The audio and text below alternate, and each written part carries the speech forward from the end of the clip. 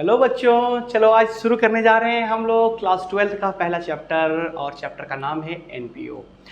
जैसे कि हमने आपको क्लास 11 में पढ़ाते पढ़ाते ये बात कहा था बच्चों कि आज हम लोग बात करने जा रहे हैं, है ना। आपको अगली वीडियो हम ला कर देंगे क्लास 12 का रिलेटेड सारे चैप्टर्स को हम लोग मिलेंगे। तो मेरा नाम देव सिंह है और आप देख रहे हैं देव सर का ऑफिशियल वेबसाइट पर, और आप लोग मेरे चैनल्स को बहुत प्यार दे रहे हैं। अच्छी खासी व्यूज़ आ रही है, थोड़ा कम है बट आप लोग कोशिश कीजिएगा तो और अच्छा आ जाएगा। इस चैनल पे आपको मिलेगा आईएएस रिलेटेड सारे चैप्टर्स के वीडियोस और आपका कॉमर्स रिलेटेड सारी चीज़ें। ठीक है, चलो हम लोग आज आगे बढ़ते हैं और हम लोग बातें करते हैं आज कॉमर्स की क्लास 12 की पहला चैप्टर, जो चैप्टर का नाम है नॉट फॉर प्रॉफिट ऑर्गेनाइजेशन। तो हालांकि इसका जो एग्जाम्स में वेटेज होता है बच्चों वो 10 नंबर की होती है। 10 नंबर में आपका अच्छा खासा मार्क्स इसमें आता है और हम लोग आज इसके बहुत सारे कॉन्सेप्ट को सीखेंगे। हो सकता है कि चैप्टर को मैं पार्ट वाइज में लाऊं तो आपका कोई प्रॉब्लम नहीं होना चाहिए, क्योंकि हम बहुत डिटेल में लाए हैं। जो बच्चे एकदम कुछ भी नहीं जानते हैं इस चैप्टर के बारे में, वो भी इस चैप्टर को आसानी से सीख सकते हैं। कैसे? एक एक कंसेप्ट वाइज। ठीक है, तो आपको पूरा कंसेप्ट के साथ सिखाएंगे हम आपको, और इसमें आपको प्रैक्टिकल क्वेश्चंस भी करवाएंगे। ठीक है, हो सकता है कि इस पार्ट में ना हो, अगले पार्ट में हो, अगले पार्ट में ना हो, उसके अगले पार्ट में हो, बट आपको आराम से कंसिस्टेंसी के साथ सारे चीज़ों को समझते चलना है एक एक करके, तो आपको बहुत बेहतर सबको समझ में आएगी। ठीक है, चलिए बच्चों, हम लोग ज़्यादा ना समय लेते हुए आज हम लोग स्टार्ट करने जा रहे हैं accounting for not for profit organization. देखिए बच्चों, इसको हम लोग शॉर्ट में एनपीओ भी बोलते हैं, और हमारे यहाँ पर झारखंड में एक भाषा में बोलते हैं इसको हौच पौच यानी खिचड़ी। हालांकि इसमें जो रूल्स होते हैं ना, वैसे कुछ खास रूल्स नहीं है इसमें। कंसेप्ट अगर आपके क्लियर हो गए तो ये अपने आप रूल बन जाते हैं इसमें। ठीक है, और आप कभी कभी सोचोगे कि सर इसमें क्या फॉर्मूला लग रहा है, कोई फॉर्मूला आपको समझ में नहीं आ रहा, तो आपको चिंता करने की कोई बात नहीं है। बस एनपीओ को आप देखते चले, आपको एकदम घोर के पिला देंगे हम। ठीक है, एनपीओ को पी जाना। देखिए बच्चों, सबसे पहले हम लोग आते हैं, इसका डेफिनेशन क्या कहता है समझिएगा। Not for profit organizations are those organization which are established for the purpose of rendering services. बच्चों, ये रेंडरिंग सर्विसेज क्या होता है? देखो, एनपीओ ऑर्गेनाइजेशन जो होता है, ठीक है, नॉट फॉर ऑर्गेनाइजेशन जो होता है, या वह ऑर्गेनाइजेशन होता है, उस प्रकार का ऑर्गेनाइजेशन होता है जो जिसको स्टैब्लिश किया जाता है। किस लिए भाई? तो मनोरंजन सेवाओं के लिए, मनोरंजन सेवाओं के लिए, और इसमें मेंबर्स होते हैं बच्चों। अभी मैं समझाऊंगा इसका मतलब क्या है। ठीक है, और to the society without any profit of motive. मतलब कहने का तात्पर्य क्या है कि ये जो मनोरंजन सेवाओं के लिए बच्चों क्या होता है कि इसको स्टैब्लिश किया जाता है, लेकिन इसका एक मोटिव होता है कि इसको पैसे कमाने का, प्रॉफिट कमाने का कोई मोटिव नहीं होता है। ठीक है, पैसे आ जाते हैं इसमें, लेकिन प्रॉफिट इस मोटिव से नहीं किया था। जैसे अब मैं थोड़ा सा आपको एग्जाम्पल दे रहा हूँ बच्चों, ध्यान से सुनिएगा। सपोज दैट कि मेरी बहन की शादी है। ठीक है, अब हमारी बहन की शादी है बच्चों, तो मैंने शादी पे बहुत सारे पैसे खर्च करना है, लाइक 5 लाख to 10 लाख खर्च करना है। तो अच्छा, मेरे मन में कभी ये चीज़ आएगा कि मेरी बहन की शादी है तो इसमें कुछ प्रॉफिट हो जाएगा? नहीं, ऐसा हमारा कोई मंतव्य नहीं, ऐसा कोई मोटिव नहीं है। ठीक है, हमें खर्च करना है, लेकिन बच्चों ऐसा भी तो पॉसिबल है कि वहां पर बहुत सारे लोग आएंगे तो कुछ ना कुछ लेकर आएंगे, इन्वॉल्व में लेकर आएंगे, गिफ्ट लेकर आएंगे, आने की चांसेस है, लेकिन हमारा मोटिव ऐसा नहीं है कि हमें प्रॉफिट कमाना है। करेक्ट, ये चैप्टर बेसिकली इसी बेस पर आधारित है। ठीक है, तो चलिए देखिए, इसका कुछ एग्जांपल्स मैंने दे दिया है। जैसे एजुकेशनल इंस्टीट्यूट पर बच्चों, एजुकेशनल इंस्टीट्यूट पर जब भी कोई चीज़ हमारा ऑर्गेनाइजेशन सेटअप करता है, तो जैसे फ्रेशर पार्टीज हो गया, कुछ भी हो गया, कॉलेज में, स्कूल में, तो ये सब प्रॉफिट कमाने के मोटिव में नहीं करते हैं। ठीक है, जैसे हो गया कॉलेज हो गया आपका, स्कूल हो गया आपका, यूनिवर्सिटीज हो गया, ठीक है, एटीसी, इस तरह की चीजें हमारे पास आती हैं।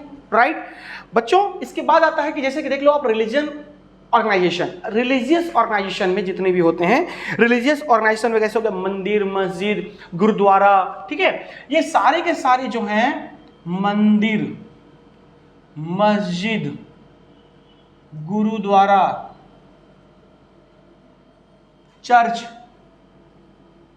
ETC, ये सब के सब क्या होते हैं कि आपने देखा होगा बहुत सारे भंडारा लगा देते हैं, बहुत सारे क्या बोलते हैं ऐसे पर्पस लगा देते हैं जहाँ पर लोग आते हैं अपने धार्मिक स्थल पर, उसको अब बहुत अच्छी लुत्फ उठाते हैं। तो ऐसा कोई मोटिव नहीं होता कि उन लोगों को रिलीजियस पर्पस में जो लोग हैं वो लोग प्रॉफिट मोटिव कमाना चाहते हैं, ऐसा कुछ नहीं है।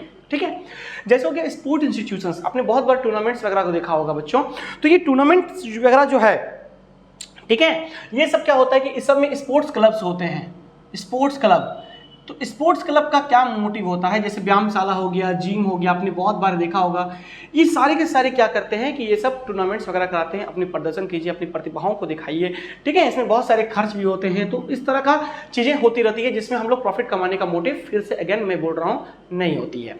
आगे आते हैं बच्चों सोशल इंस्टीट्यूशन। सोशल इंस्टीट्यूशन का मतलब क्या होता है सर? सोशल इंस्टीट्यूशन में बच्चों हॉस्पिटल हो गया, लाइब्रेरीज हो गया, ठीक है, चैरिटेबल ट्रस्ट हो गया, मैं लिख देता हूं हॉस्पिटल, लाइब्रेरीज,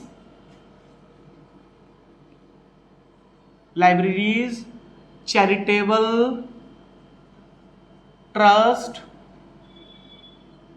ठीक है, ट्रस्ट ETC, ये सारे के सारे जो होते हैं, ये सब आपने देखा होगा, बहुत सारे इसे ऑर्गेनाइजेशन करते हैं, एक संस्था बनाते हैं जिसमें, है ना, बच्चों को और लोगों के लिए मनोरंजन के हित में करते हैं, सोशल सर्विस के लिए करते हैं, वेलफेयर के लिए करते हैं, ठीक है। तो मोटिव कुछ नहीं होता है कि हमें इसमें क्या करना है, प्रॉफिट कमाना है। आइए एनपीओ का ऑब्जेक्टिव्स क्या कहता है सर? ऑब्जेक्टिव समझिए इसका, ठीक है। एनपीओ का ऑब्जेक्टिव्स कहता है, देखिए, main objectives of a NPO यानी non profit earning organisation are as follows, यानी कि कहता है इसका मेन ऑब्जेक्टिव मैंने लिखा है कि इसमें प्रॉफिट अर्निंग करने के लिए ऑर्गेनाइजेशन इसमें वादे नहीं है। तो इसमें क्या होता है बच्चों, पहला नंबर में देखिए, to provide services and recreations, ध्यान से सुनिएगा, ठीक है।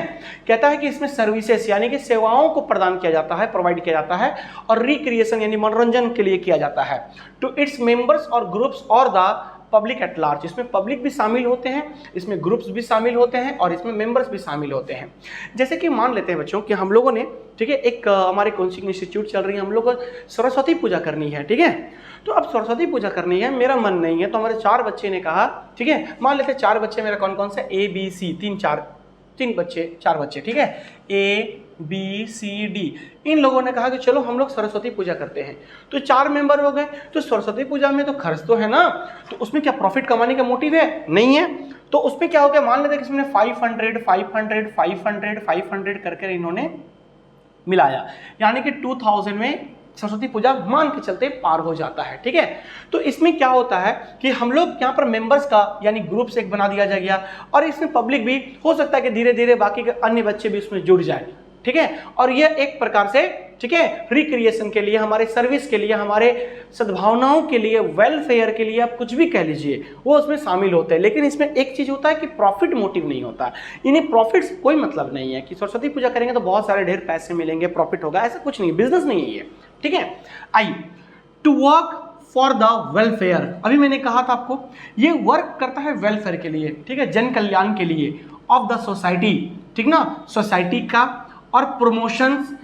देखिए, सोसाइटी और प्रमोशन को, या कोई भी रिलीजन का सोसाइटी प्रमोशंस को वेलफेयर में उसे अपने चीज़ों को दिखाने के लिए किया जाता है। जैसे सपोज मेरे कोचिंग सेंटर को हाईलाइट करना है, तो मैंने एक बहुत बड़ा ऑर्गेनाइजेशन रख दिया, तो उसमें क्या होता है कि बहुत सारे बच्चे देखते कि नहीं, चलो इस कोचिंग सेंटर में ये सब भी किया जा रहा है, बच्चे इस साल मेरे यहाँ पर टॉप करके निकले हैं, तो उनको मैंने एक एनुअल फंक्शंस में बुला दिया, तो उसमें से क्या होता है कि उनकी कॉन्फिडेंस लेवल बढ़ती है, और मेरे कोचिंग सेंटर भी प्रचार होती है। तो वो क्या होता है कि इन सब चीज़ों पर हमें प्रमोशंस मिल जाती है, ठीक है।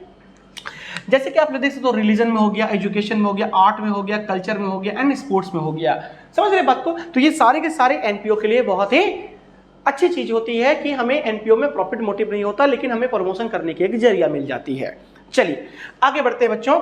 Main features of and characteristics बहुत इंपॉर्टेंट है, इसको समझना। देखिए पहला नंबर पॉइंट क्या बोलता है, NPO are established for the welfare and services. ऊपर में भी इस पॉइंट को हम लोगों ने पढ़े ना, ऑफ द सोसाइटी, सोसाइटी का सेवाओं और उसके जन कल्याण के लिए इसे एस्टैब्लिश किया जाता है, ठीक है, फॉर देयर मेंबर्स एंड उसके मेंबर्स के साथ।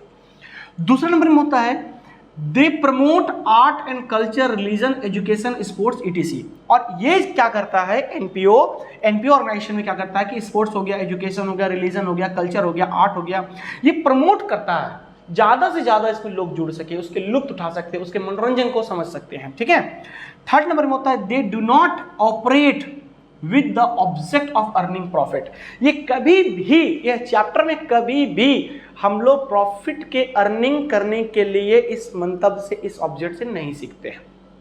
समझ के बात को, हमको कभी भी प्रॉफिट कमाने के लिए नहीं करना है, बस आपको इतना ध्यान रखना है। 4 नंबर में, these organizations are set up as charitable societies, trust और क्लब।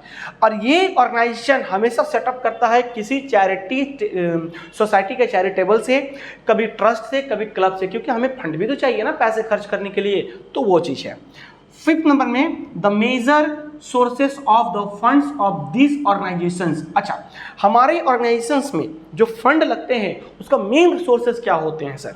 ठीक है, तो उसके मेन सोर्सेस होने के लिए मैंने कुछ एग्जांपल दे दिया है। जैसे हो गया आपका सब्सक्रिप्शन फॉर देयर मेंबर्स। अभी जैसे मैंने कहा था एक सरस्वती पूजा करने के लिए कि 4 लोगों ने मिलकर कुछ पैसे इकट्ठा किए, तो 4 लोग ने ABCD, इसका मतलब है कि यहाँ पर इन लोगों ने कुछ एक फीस अमाउंट रखा होगा और वो सबको मिलाकर एक फंड बन गया। हो सकता है कि बाद में और भी लोग जुटे वो भी फंड दें, लेकिन फिलहाल तो हमें एक मेंबर की जरूरत है जो मेंबर बन गया, जस्ट लाइक कमिटीज।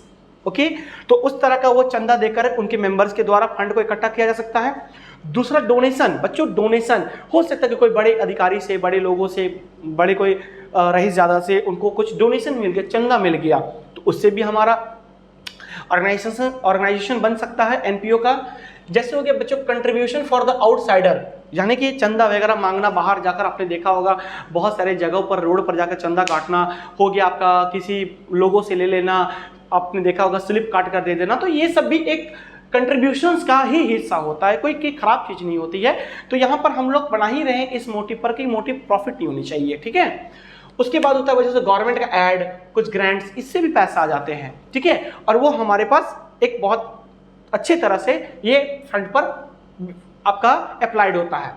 देखिए बच्चों, दिस ऑर्गेनाइजेशन प्रिपेयर, अच्छा अब एक मोस्ट इंपॉर्टेंट पॉइंट समझिए, ये जो ऑर्गेनाइजेशन है प्रिपेयर करता है 3 प्रकार के, है ना, अकाउंट को, 3 प्रकार के अकाउंट को।